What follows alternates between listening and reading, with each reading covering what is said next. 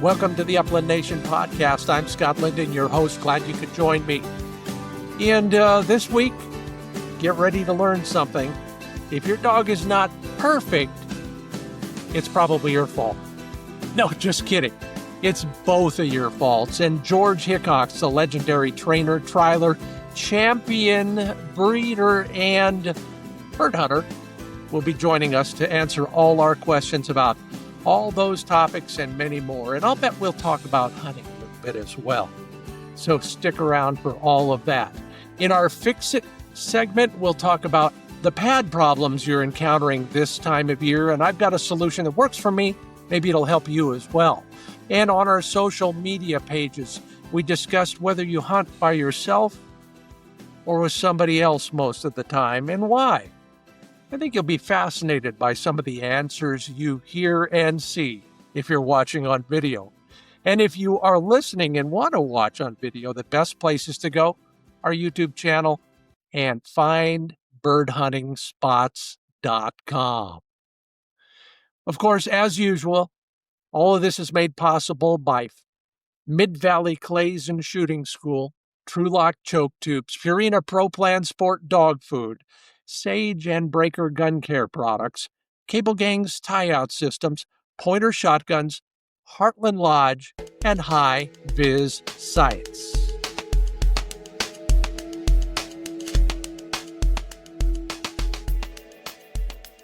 Well, here it's back to the range for me. I've been shooting so poorly, and it's the usual. At least now I think I'm figuring out why I'm shooting so poorly. And yes, it does ultimately boil down to gun mount. A little bit rushed, and then picking my head off the stock when I pull the trigger to watch that bird fall. Of course, it seldom does when you look up as you're shooting, but you know that. Time to put in a few hundred reps at the range and square things away for the rest of the season. You've probably got your own situation in that regard, but if you do and you want some tips, I've got some great advice, some excellent articles on this subject. Just go to findbirdhuntingspots.com. In the social pages, I asked a question that I think is very interesting, and the answers were just as interesting. Are most of your hunts solo, or do you hunt with somebody else? Let's go to the page and see what I'm talking about. Mike and Erica Carr. Hey, which one is answering today? Do both, like both. Kill more chuckers solo, but probably because I hunt spots I don't share in a group setting. I get it, Mike or Erica, or both of you. Solo most of the time for Mark Root. All my hunting buddies are in their 70s, same as me, but they haven't taken care of themselves. Walking for hours is too hard. Mark, maybe me too. I got a German wire-haired pointer because I knew he would keep me on my feet. It's working and we both stay in shape. Yeah, we're brothers from another mother. I like one dog, one man, Harvey's story says. Don't need to key off what everybody else is doing or their dogs. And, good point, Harvey. So easy for the dog to keep track of where I am. Don Treat almost always solo with two dogs. The GSP pins them and the lab helps find them when they go down. Yeah, and sometimes it takes a lot of rest stops to get up the hill. I prefer not being pressured by anyone else with me. So true. About 50-50, but if I'm actually successful, it's more like 90% with someone, says Darren Timberlake. This is because I really need to drive about 2 hours to where the birds are. So I generally meet local friends. That's a great, I love that idea. Meet somebody who already lives in that area for a bunch of reasons, and we won't go into those. Jerry Carlson says there's so much public land where I live, you don't need anything more than a good dog and a pair of quality boots to reward your dog to retrieve. Jeff Powers, solo most of the time. Most hunting buddies cancel out at the last minute. And a good reason, Jeff, to carry that Garmin Mini in reach. Did you hear a recent podcast? Because Jeff also says you never know when you might bust a rib or something. Jim Cochran hunted solo my entire life. He's 75 now. I just enjoy the peace and solitude, and most important to me, the connection to my dog. Don't we all? Wrote a piece on this for, I think it was Upland Almanac a couple years back, and that's one of the keys for me as well. Love hunting with others, but I also love that connection. Good for you, Jim. Let's see, anything else of interest here? There's been 3 of us for about 45 years now, says Eddie Simmons. A great time every year. So that's your big annual trip, it looks like. And all 3 work their own dog. Been there recently. Lots of high points in a crowd like that. Mostly solo, says Court Green. Next year, taking a new hunter with him who wants to learn. That's a heck of a way to recruit a new hunter, by the way. Some of both for Alan Swisher, mostly solo for Benjamin Winter. Robert Murphy, just me and the dogs. I enjoy the solitude. Joe Christensen, solo, not because I don't enjoy other people, but I like watching my dog. Yeah, isn't that the truth? And lots more comments like that out there. Fascinating answers. Maybe you have your own. And whatever it is and whatever works for you is all that matters. This portion of the program brought to you by pointershotguns.com. It's the time of year when we're thinking about giving away stuff. And if somebody on your list deserves a shotgun, if you're looking for a one-stop shopping experience, go to pointershotguns.com. Whatever you're looking for, they've got something. Any configuration, from semi-automatics to side-by-sides, everything in between. Every gauge.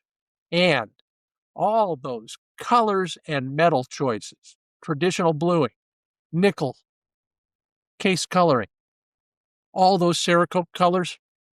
If you're looking for a gift for yourself or for somebody else, then go to pointershotguns.com.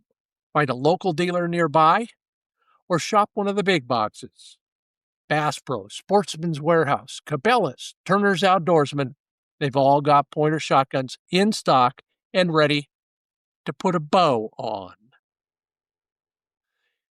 And then keep that gun working well by taking care of it with products from sageandbreaker.com. Everything from storage and transportation, shotgun cases, for example, to cleaning and lubrication. They've got it. And nice stocking stuffers, if that's what you're looking for, from the CLP that I use every hunt to a bore cleaner. And maybe, like I said, it's time for a new shotgun case. Whatever you're looking for, sign up for the email list at sageandbreaker.com. Get in on the brand new product releases before everybody else. That's sageandbreaker.com.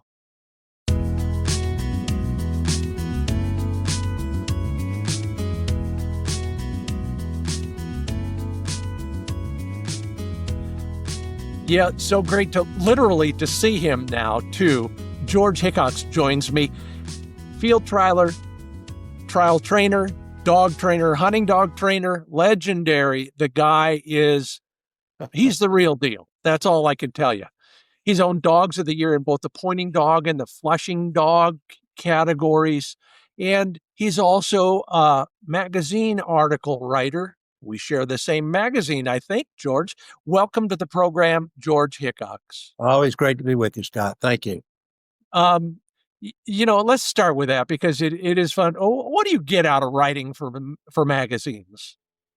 Well, I'm in the education business, and, my objective is to help people have more fun and learn how to be better trainers, and I had the opportunity to do that. So I do. Yeah, it's same for me. And it's funny, I had a conversation a few days ago with another trainer, and he's at the point where he is essentially consulting now instead of Okay. leading, instead of a whole string of dogs every day.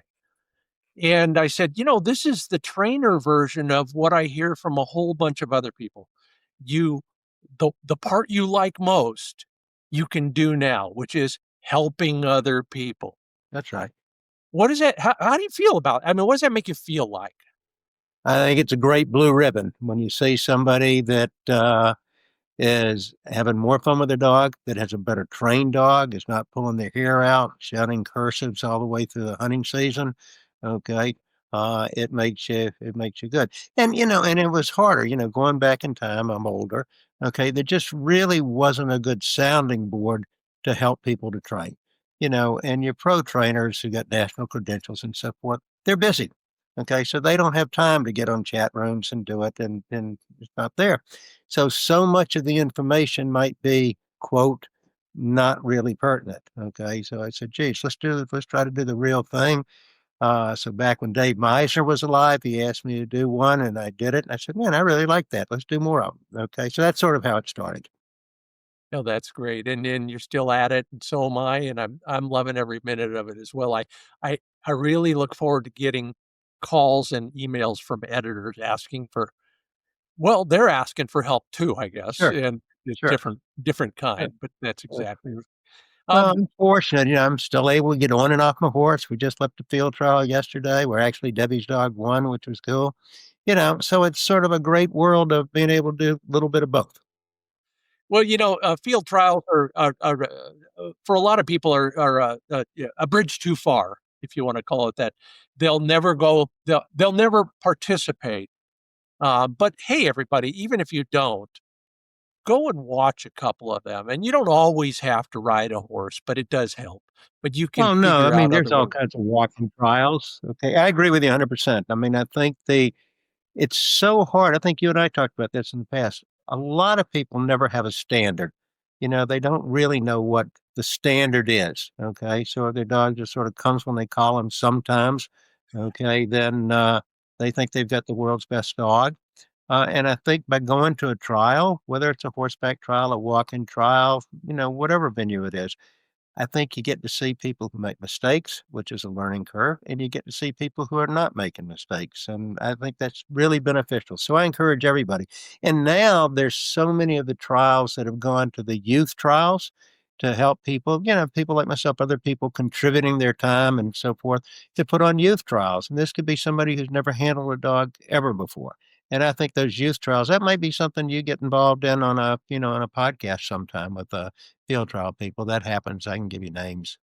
Yeah, that's great, and I will. Thanks for that. I'll be in touch on that because it does create a new source of participants, and we Absolutely. need that for a lot of reasons, of course. Sure. In our industry, whether it's the hunter, the field trialer, somebody who's doing both, we just got to find a way to get the youth involved. Okay. So we don't want a declining sport.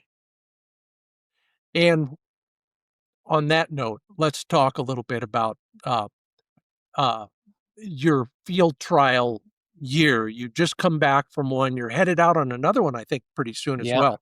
Yeah. Tell me a Pretty little much bit this time about. of year we're in there. Pardon me, I missed that. What was that? I said my fault. So this time of year, we're pretty active in the trials. During the summer, we're training, and then we run our clinics and, throughout the year. But this time of year, we're pretty active going somewhere to, some field trial. It might be with derby dogs, young dogs, or some of the seasoned older dogs. We get a dog just won the All-American. It just depends what level we're trying to get stuff accomplished with the dogs.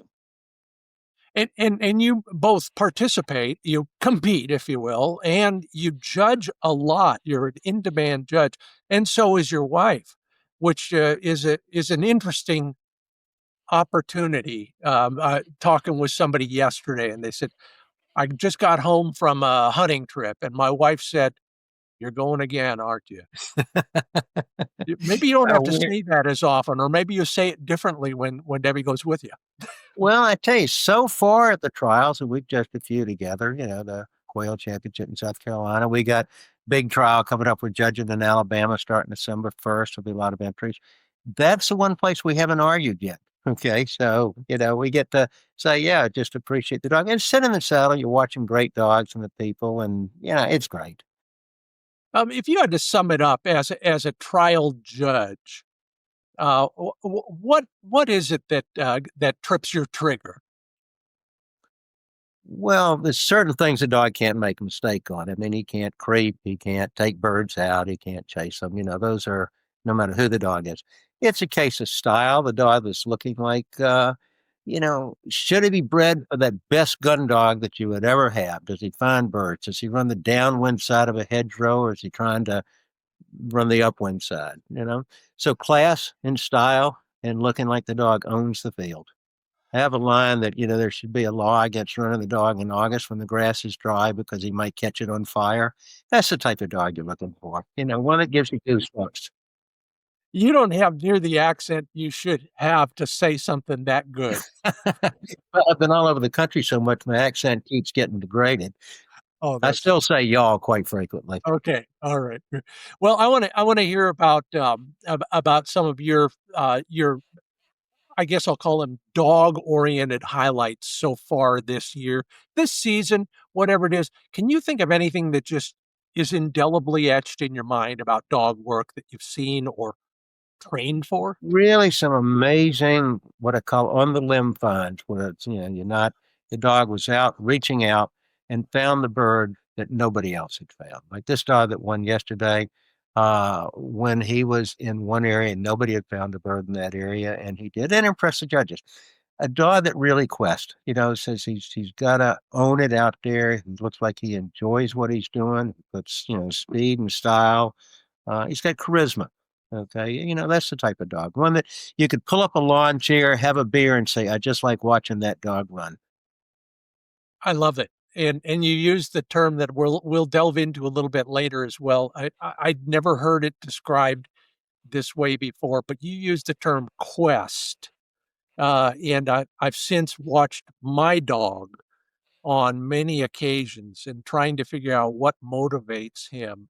And we all come up with the trite answer, which is, oh, they want birds in their mouth. They Right. want to find them and carry them around and probably eat them. Which I think is better than nothing. If we're thinking that way, we're almost there. But you use the term quest as kind of the ultimate goal for dogs. Do you want to elaborate on that just a little bit?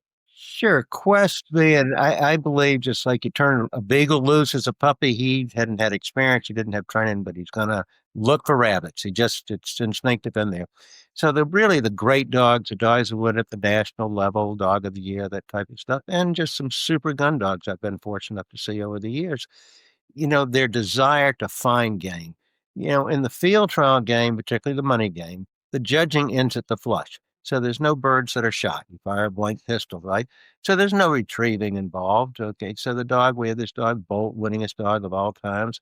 He didn't retrieve. He never was asked to retrieve. He ran trials. He had to find birds. He had to look like $1,000,000 pointing them back, all the good bird manners handle. But the retrieving, and we'll get a guy who'll call us on pointing breeds I'm referring to now, and say, oh, you got a litter coming up to the dog's retrieve. Well, they haven't been born. How do I know? Okay. But secondly, the question should really be, do they point? If we're talking about pointing dogs, what's the most important thing you can do? Point, hold point, so you can get there to pull the trigger. Okay. So retrieving, if he doesn't point, then you got a flushing dog, and that's great. I mean, I've had springers, admire him, but for the pointing breed, he shouldn't be a flushing dog. I for years, one of my earlier dog training failures, I thought would turn out to be the world's first German wire-haired flusher. We finally got over that, but you're right. If you lay it out that way, then most pointing breeds should live for the find, Absolutely. The not desire to hunt, the desire to quest. Okay. And that's what you're, in a breeding program, what you're trying to, breed for. And I look at like the top level dogs at the field trial circuit. It's a gun dog on public display. The gun dog has to find birds. He has to have bird manners. If he's busting birds out of gun range, then nobody's happy, right? So yeah, in the retrieving portion, I do clinics. I get, privilege of seeing yeah. lots of dogs over my long tenure. Okay. The retrieving, particularly for the gun dog, you want him to retrieve. But the task of training him to retrieve, I believe, should be done after you've taught him to hold point. We prefer a dog to be steady to wing and shot, but at least he has to hold point. Because if that dog is retrieving during the process before he's trained to be steady to shot, going to the bird is a reward for leaving. And the person's going to have to do more screaming and more corrections to get their dog to hold point. So even if I'm training a dog that's going to be a walking gun dog, we're going to do the retrieving portion of the training after we have him handling and after he has bird manners. It's so crystal clear when you explain it. And it does prompt a lot of other memories in my mind. Pro trainers who never let a young dog pick up a bird. Period. That they're out there picking them up, and now I'm seeing why.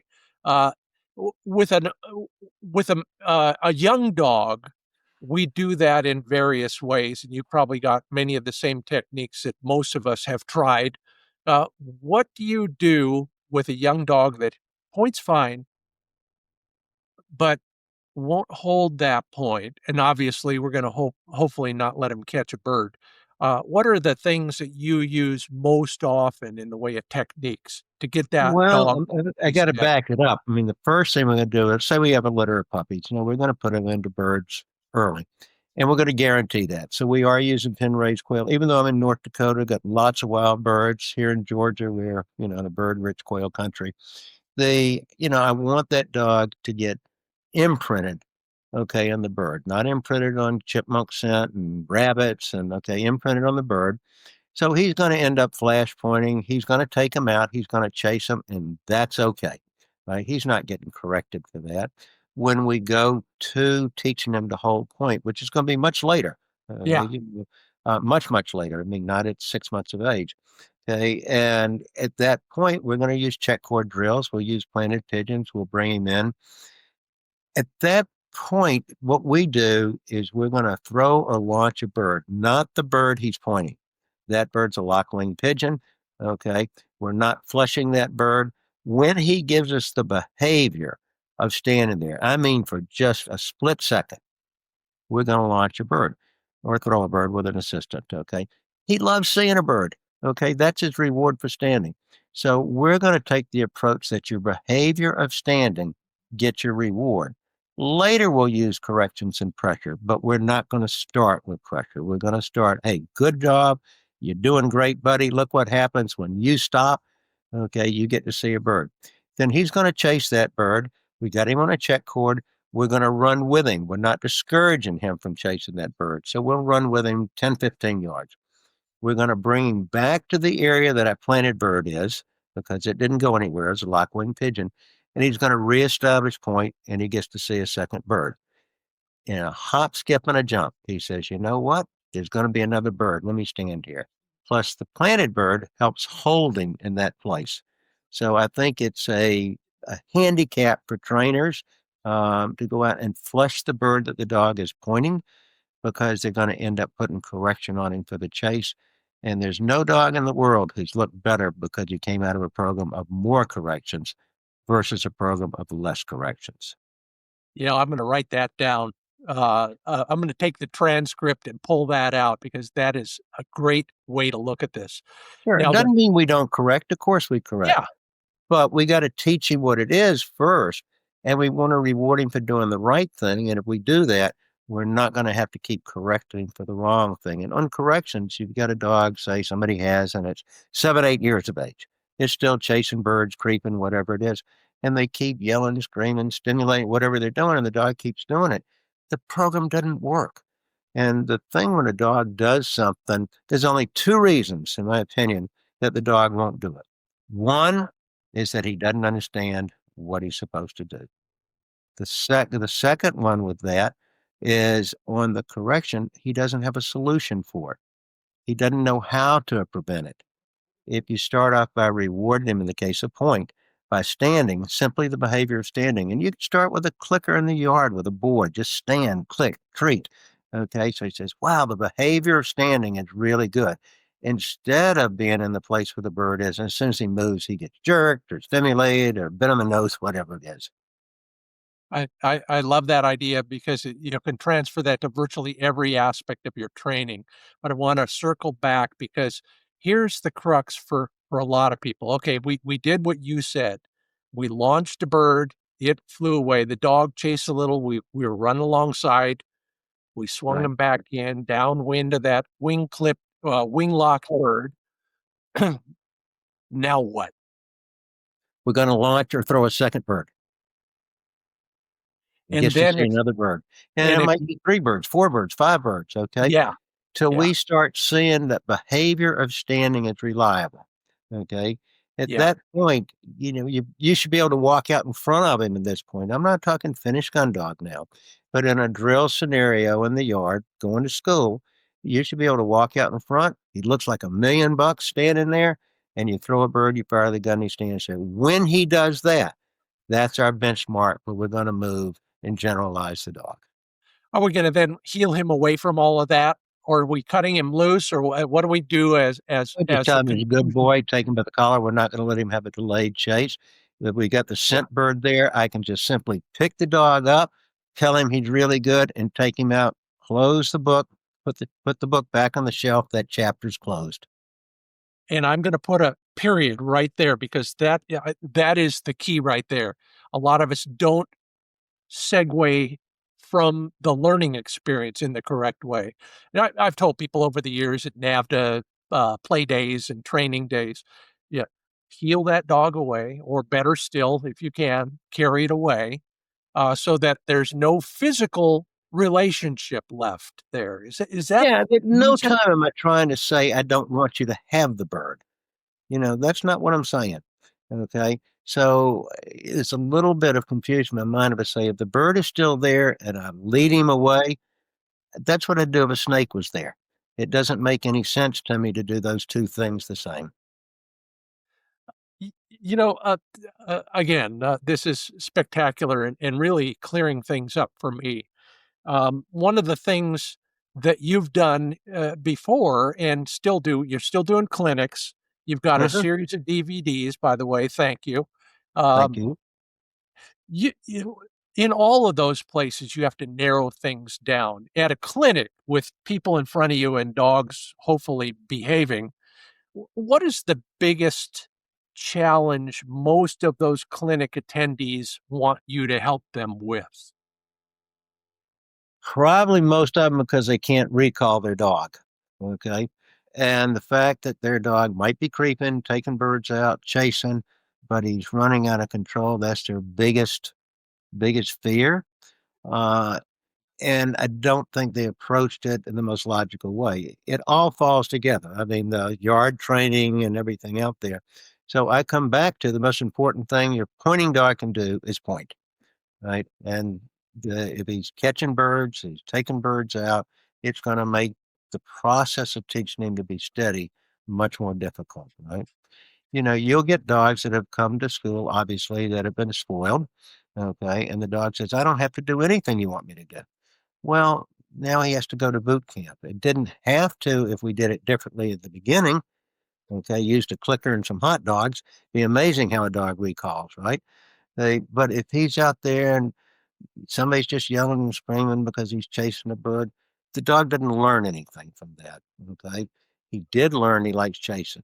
So now he gets to the field and he says, "I'm going to chase again. I'm going to chase again." So that's the biggest thing. You get people who want to make sure they're doing it right with an e-collar, which is great because it's a lot easier to do it right from the beginning than it is to fix something that has been done wrong. And on the e-collar, it's really learning how to administer corrections. It's not the e-collar. I don't care whether you used a pinch collar, you squeezed his ear, whatever it was, right?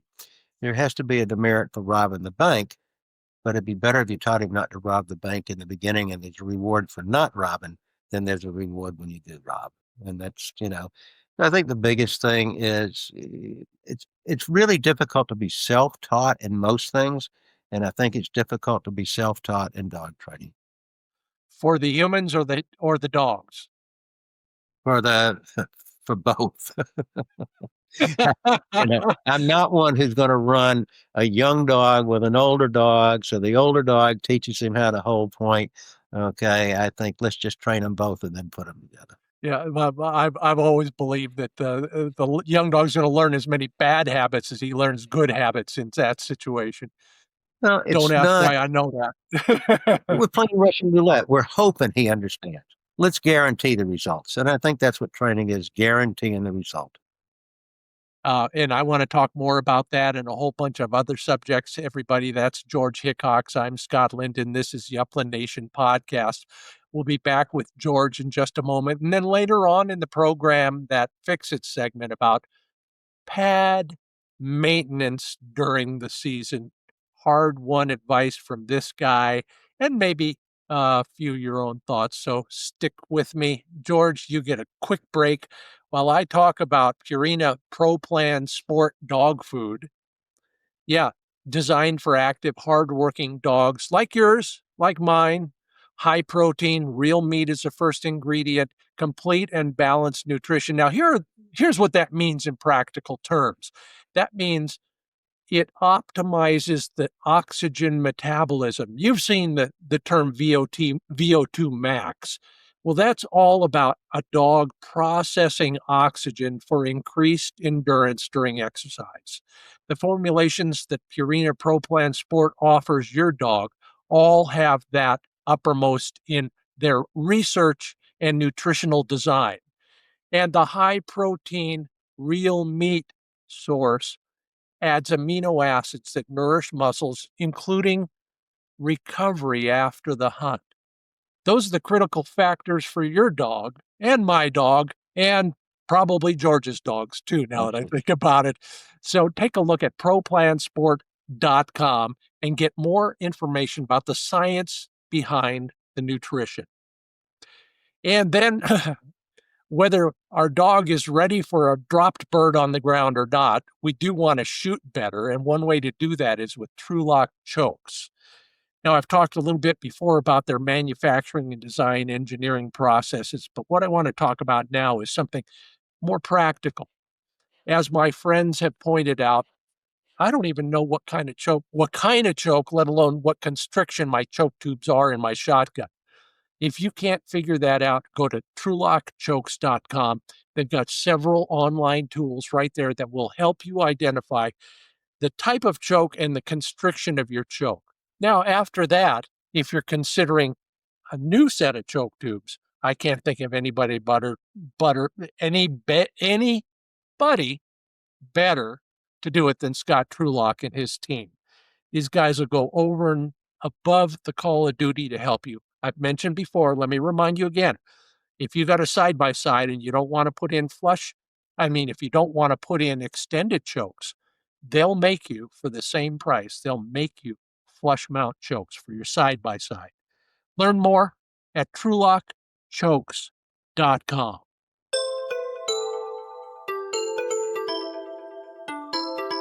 And welcome back to the Upland Nation podcast. I'm Scott Linden, your host. George Hickox joins me from Georgia now, but you are maybe not a world traveler. Maybe you are, but maybe we can't talk about that or you'll have to kill me. But where have you been in the last few months? I mean, and what's been the funnest part about that? The funnest part was not the drive back from North Dakota to Georgia. Okay. We love being in the prairies during the summer. Okay. And then when the cold weather starts coming in and the hoses start to freeze, it's time to be back in Georgia. So, I love being in Georgia during the wintertime with the quail and the horses and, field trials, but I love the prairie. So I can't say which one I like better. I know I don't want to be in Georgia in July, and I know I don't want to be in North Dakota in January and February. Isn't that the truth? And we've both been both. We just don't care. Absolutely. When you're doing a summer camp in North Dakota, what are the most important things you're trying to get across to the dogs while you have all those dogs with you? I think the biggest portion of the prairies, is going up there with young dogs that are not fully trained. and get them to handle, because you can see them the whole time out in the prairies. And we've got so many birds, so there's always a reason that they want to keep questing that they can find another one. So if we can come out of the prairies with a young dog that he handles how we want to, we like 10 to 2, and he's running 10 to 2 in front of us. Okay, whatever range the owner might want. And he's had his bird exposures, no problem to the flush, no problem to the gun. He's ready to go to more formal training. Okay, that's a win. The seasoned dog, the veteran hunter, the one that's, already does everything right. He's really more in a conditioning program out there. He doesn't need another bird. He already handles birds. He finds birds. So it's getting him the shape. We do road off of an ATV, four-wheeler. We can't do that in Georgia during the summertime. It's too hot. Okay, so for our client dogs or dogs that we're going to be running on the circuit, they got to be in condition, right? And if a guy lives in whatever Kentucky, it's pretty hard for him to get Georgia, pretty hard to get the dog in top flight shape before hunting season opens. So it's a combination of conditioning. But for us, the prairies is the developing ground to put integrity and build the quest in a young dog. Early mornings. It's still, I mean, it's summertime and it's North Dakota, so I'm guessing early mornings. Early mornings, we usually are sitting in the truck, okay, with the horses saddled in the trailer, waiting for either the fog to dissipate or the sun to come up so that we can see a dog when he's away from us. So yeah, it's early mornings. I tell people we're not there for the fine wine and the dancing ladies. We're there to go train. So we're 26 miles from pavement, okay, and we're there to go train. Beautiful country, okay, and usually the afternoons we're done. We might do some yard training, but mornings are going to start early, so everybody's saddled in the trailer, ready to go before the sun comes up. One thing about pro trainers is that they've all got a method for conditioning their dogs for long days, whether it's a long stake at a field trial or an hour long NABDA hunt test or all day hunting or several days of hunting. Can you give us kind of the top line on conditioning a dog, and then let's go into some of the details? Okay, well, the conditioning, he's got to be able to be in shape in order to quest no matter what the temperature is. Okay, so the conditioning, yeah, it's going to help him handle heat better. Hey, he's going to live longer. He's going to be in shape, just like the doctor tells me exercise more. He didn't mean do 100 miles on my bike, but putting it in the truck and driving down the road. Okay, so it's the same thing with the dog.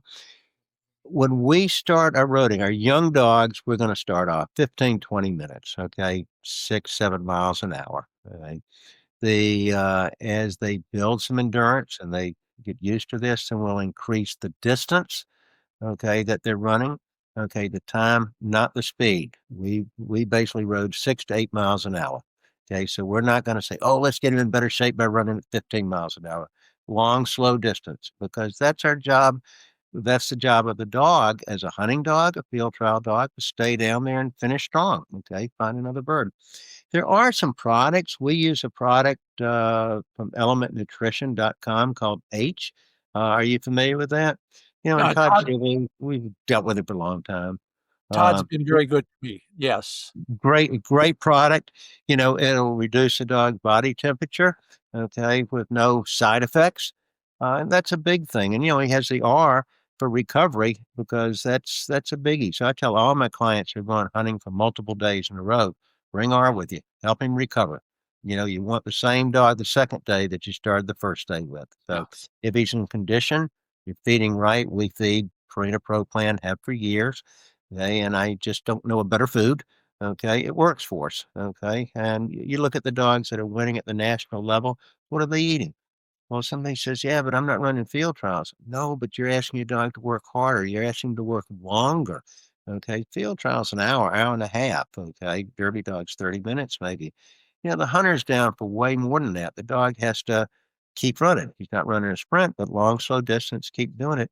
Food, nutrition, okay, helping beat the heat. That's what keeps dogs alive and helps them keep finding another bird. If we don't have a 4x4 or side by side or something like that, uh, you know, I'm lucky. I have some solutions for that for myself, but can we do that from a bike? Or what have you seen working besides motorized vehicles?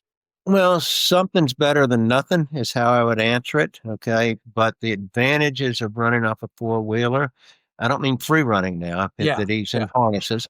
Okay. He's attached to roding bars on the four-wheeler. He's not only is he getting aerobic training, okay, he's getting his muscles. Okay. You don't get the same thing.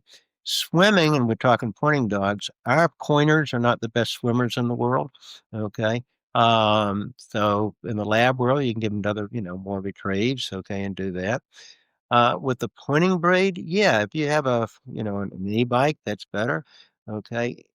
The dog is going to run so long when you're hunting that unless you're a marathon biker, you're not going to be able to keep him down for the length of time that he's going to be able to maximize his genetics to be able to hunt. Okay. Keeps you in shape, but you're going for a 20-mile bike ride, that's a hiccup for the dog. I mean, once he's in shape, 20 miles is nothing. Right.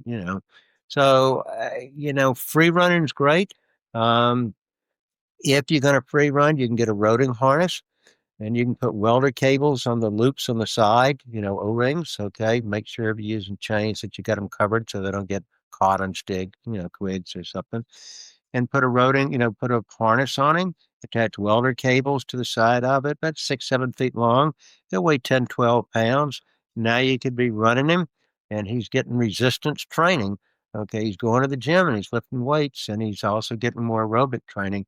That's an effective way of doing it. yeah. I like that. And then these days, and this is how I defaulted to it. I was looking at electric bikes because I could get enough mileage in that way. Absolutely. That's what I meant by I said the e-bike. Yeah, absolutely. I mean, that's the way to particularly if somebody lives in an urban environment during the Yeah. summer. I mean, we don't. I mean, our office is for what we do. Okay. But there's a lot of people just couldn't free run their dog, where they are. Okay. And so if you had an e-bike and you had the cables, I mean, you could do something like that, which would be safe for the dog and still be getting exercise and conditioning. Well, good, and good to hear that you think it's as important as it is. I've learned the hard way, and so have many of my friends over the years. We've seen it even in an hour-long NAVDA utility tests. Oh, Some of those absolutely. dogs. Yeah. Our dog he's set up so different from the olfactory standpoint. I mean, when we're running hard, we're taking 100% of the air intake through our mouth. Okay. We can't smell an onion if it was strapped to our chest. Okay. We're taking the air intake through our mouth. We can't do it. The dog is different. He's going to be able to exhale and inhale. He's still smelling. He's a smelling machine. The better shape he's in, the less air he's taking through his mouth. The less air he's taking through his mouth, the better bird finder he's going to be. Simply put, very clear that way, and makes all the sense in the world. Well, thank you. Um, Okay. when you're hunting, what are the things I mean, it's tough for a guy like you to actually like go hunting for fun because you've got so much up here, and everybody who's with you is probably looking at you all the time, waiting for a pronouncement.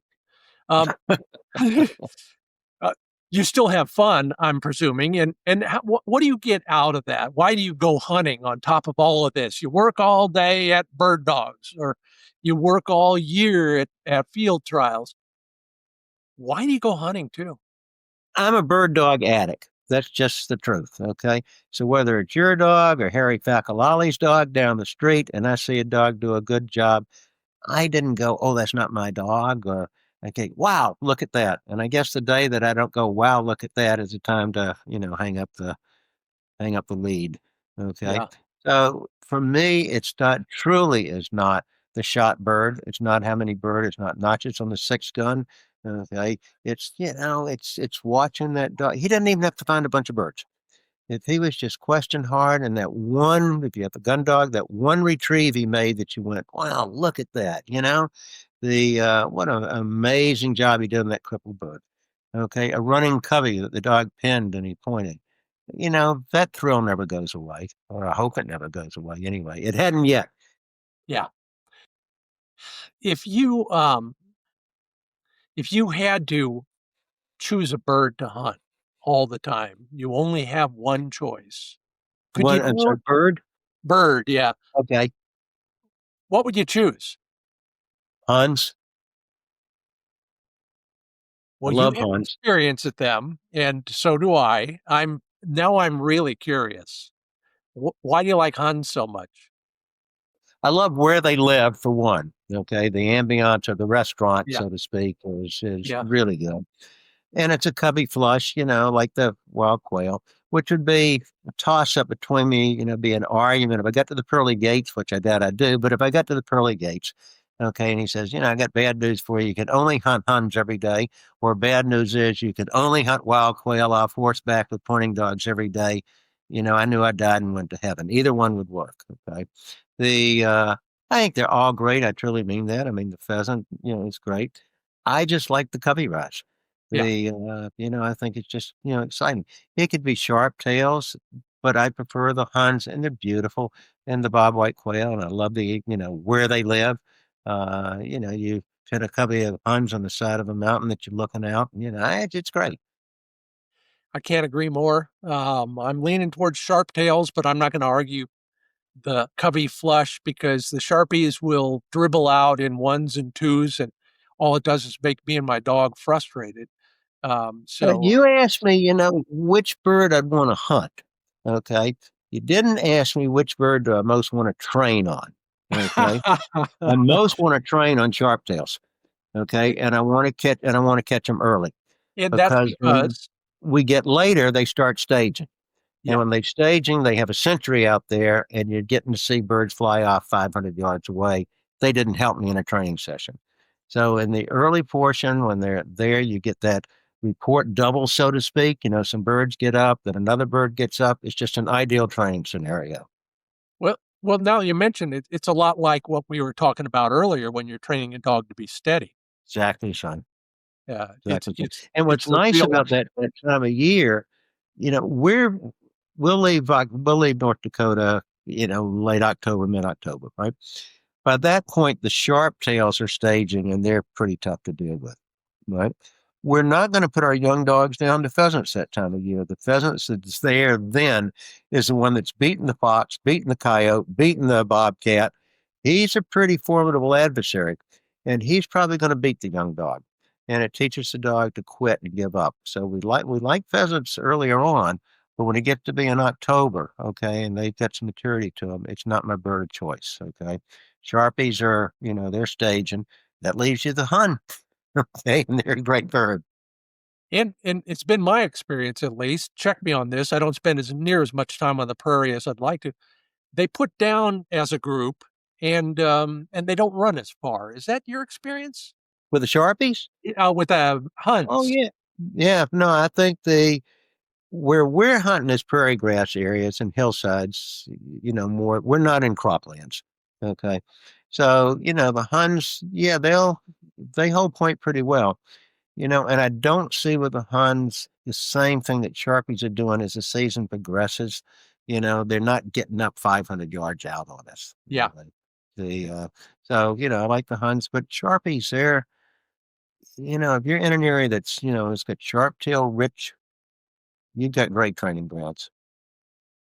Let's go down that path one more step, and that is most of us know, and everybody except Idaho schedules their sharptail season to open relatively early for the reasons you described, I think. Uh, if we were hunting sharptails, and you've been out there quite a while, you know this stuff. Uh, you got any advice for us besides what we've covered so far?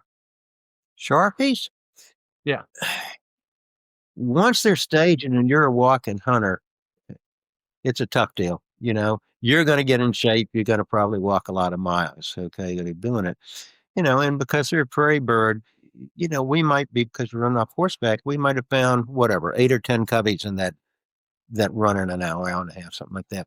When you're walking, you're not going to find that. All right. During the heat of the day, go to the brushes, go to shelter belts. Okay. I don't mean trees you can't walk through, but that's a good place to be going. The edges of, your sunflowers. Okay. Great. Okay. It's always frustrating to be near a sunflower and hear all the Sharpies inside the sunflower talking away.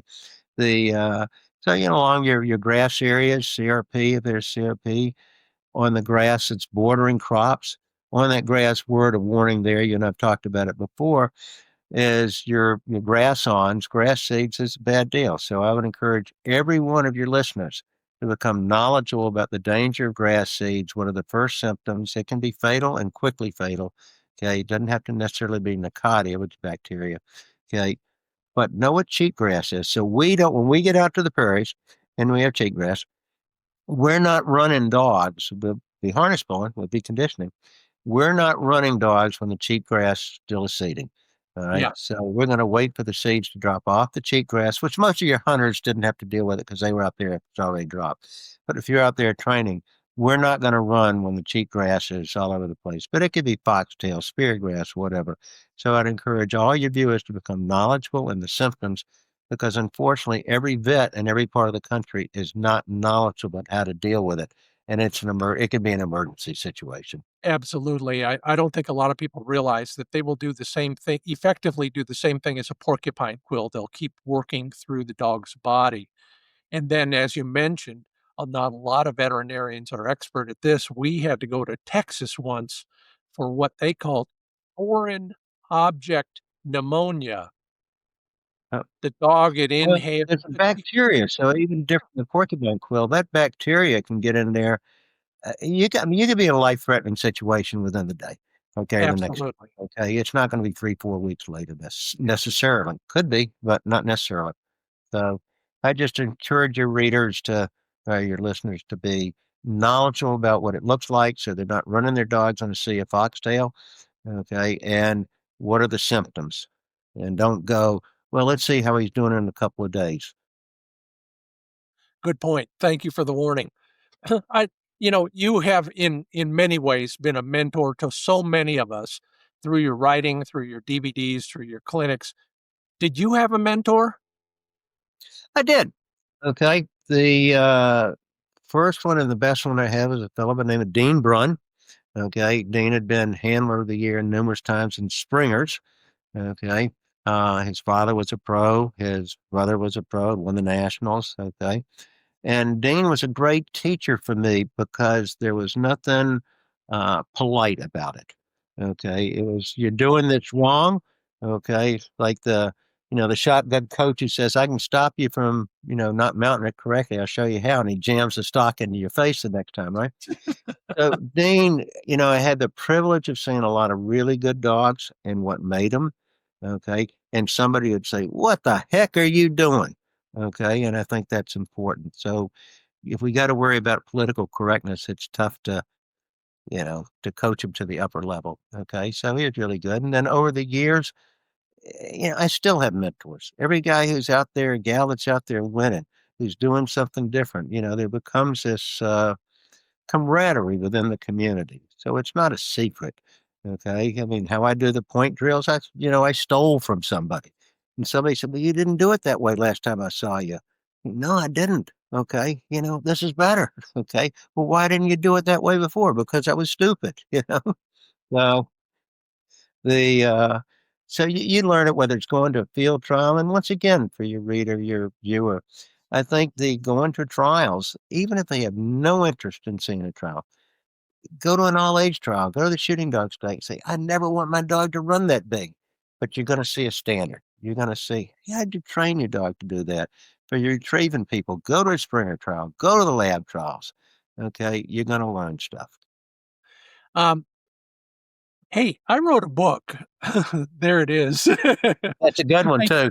thank you, by the way, for the for the what do we call the back? But anyway, appreciate that.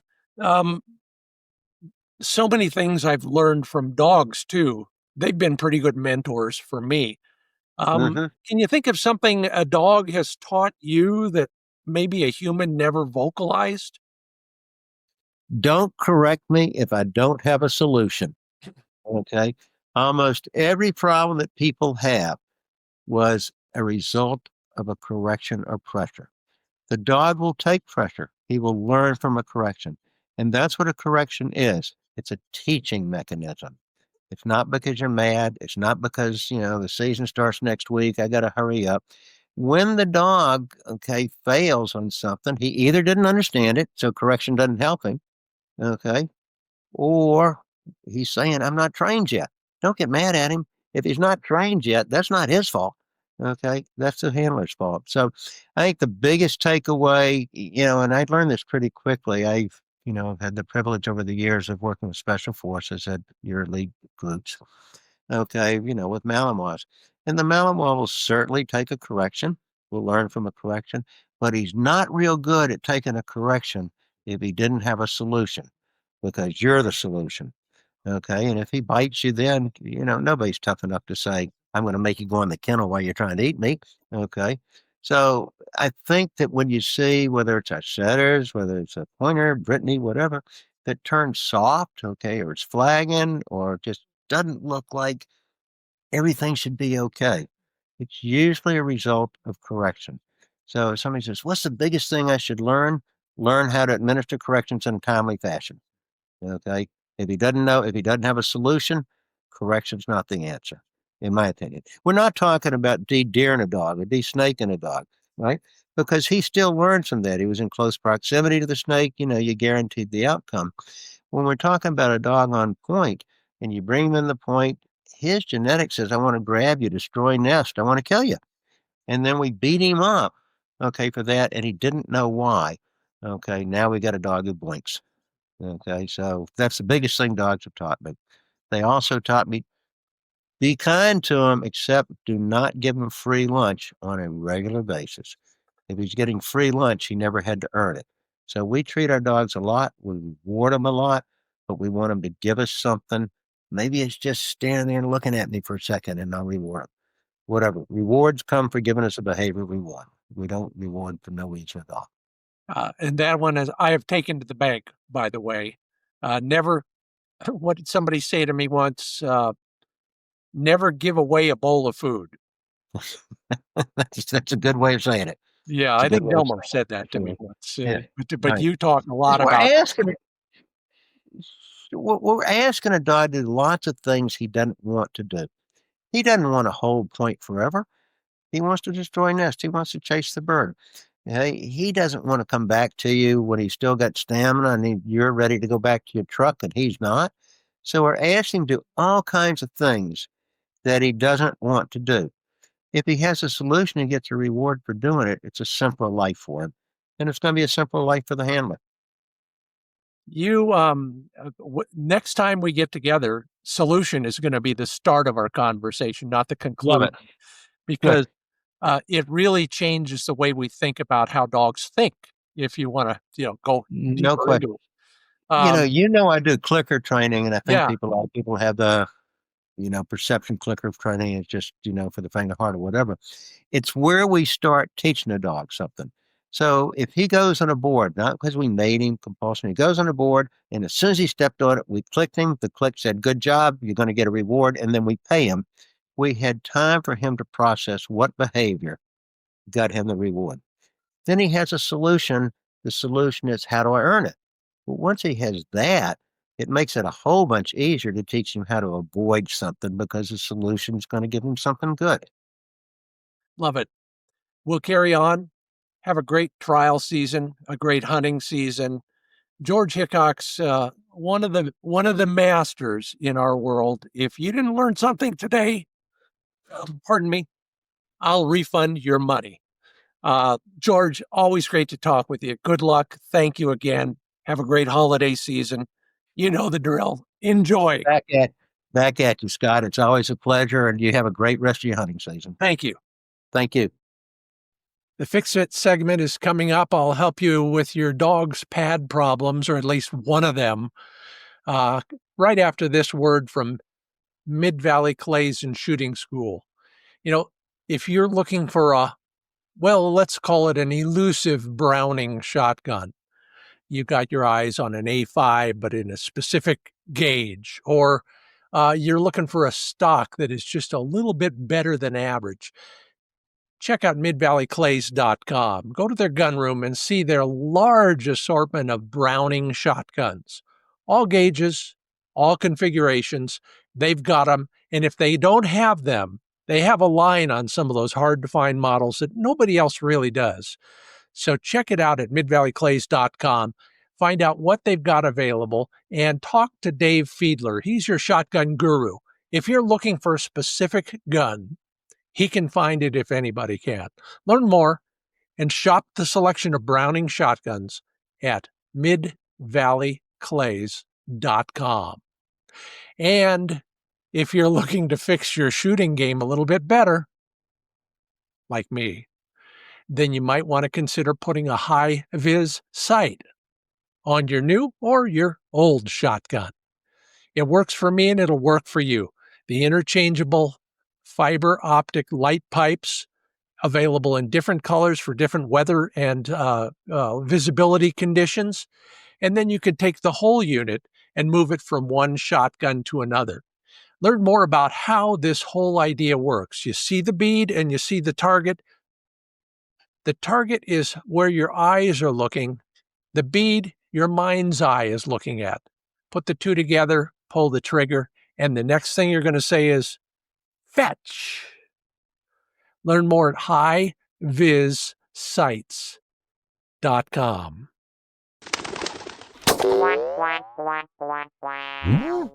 Well, in our Fix It segment this week, this is the time of year when dog pads start becoming problematic. I know they should be in shape by now, but the problem is they're in different environments so much more frequently now than during the off season. Something can happen. It could be simple, a cut. It could be a broken nail. It could be a torn pad. But I have alleviated many of the pad problems by keeping my dog's pads supple. I know it's counterintuitive, but work with me here. My dog's pads are like a tradesman's calluses. What happens if you work hard at creating a more calloused dog pad? Well, eventually those calluses dry up and peel off. Sometimes they peel off on their own. Sometimes it takes a sharp rock or a lava surface of some sort to do it. Well, rather than create more calluses on my dog's pads, I go the other way and create more suppleness. And I do that by regular moisturizing. Yeah, that's right, moisturizing. Just like your spouse, but on your dog's pads. I use a product that has served me well for 5 years. They don't give me any. I wish they did because I buy it by the quart. It's called ProFoot Heel Rescue Cream. And maybe other products would do it as well. It's a human product. And you can just find it. Go to ProFoot Heel Cream and Heel Rescue Cream, and you'll probably find it at Amazon or something. But I put it on every day during the season. And the key is putting it everywhere there is pad skin on your dog. Yeah, from those carpal pads by their elbow, in between their toes, to that point where the nail meets the pad, all the outside edges of every pad, and then the inside edges of every pad. Just soak them real good. Keep them in the yard for an hour or two. It absorbs, and then it won't end up on your living room carpet. See if that doesn't help you by keeping your dog's pads more supple than calloused. Good luck. Enjoy the rest of your season with a dog whose pads are intact. And now I want to thank you, George Hickox, for all your insights every time you come on. You open my eyes even wider. Thank you to all of you who have left a comment on our social pages or have told somebody about the program. If you can, please leave a rating or a review wherever you get your podcasts. And then, of course, the people who make this all possible. Purina Pro Plan Sport Dog Food, MidValleyClays.com, TrulockChokes, Pointer Shotguns, Sage and Breaker Gun Care Products, Heartland Lodge, CableGangz Stakeout Systems, and HiViz Shooting Systems. You can watch the videos, you can learn from the articles, and you can entertain in the conversational stage. All of that takes place at findbirdhuntingspots.com. I'm Scott Linden. Thanks for listening and watching the Upland Nation podcast.